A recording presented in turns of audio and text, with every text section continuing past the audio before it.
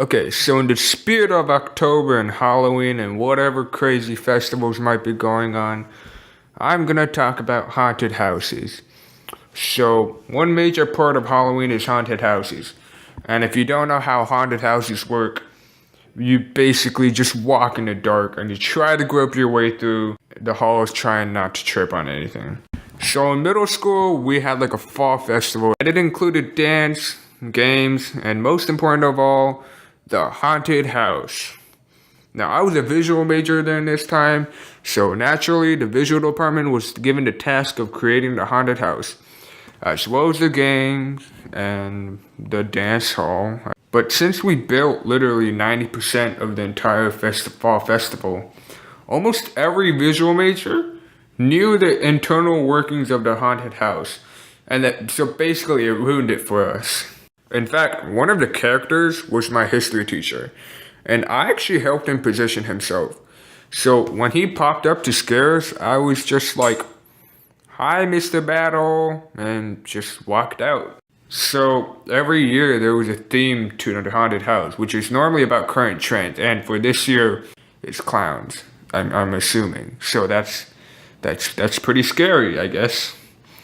But I remember in 6th grade, the theme was Slenderman. And if you don't know who Slenderman is, then you're an uncultured swine. No, I'm just kidding. But Slenderman is this Spider-Man thing with 8 arms. And I think someone ripped off one of his tentacles. I also heard the guy playing Slenderman had to take off his mask for some reason because the school policy was like, "Oh no, you can't wear a mask. It's a criminal offense. You're gonna get like freaking 100 years in jail, lifetime offense or something like that." I also remember in 7th grade, I had a crush on this girl, and I'd been working on a present for her birthday, and I actually got her number, and told her to expect her a gift. And on the day of the fall thriller, me being the visual major knowing the inner workings of the haunted house, asked her how the haunted house was. And she replied with, "Little boy, I almost cried." She said little buoy. And I laughed really hard at that. But I guess she got really scared and thought the haunted house was the birthday gift. So she was like, "Screw you." So I'm guessing that she hates me now, but whatever. That was like 4 years ago.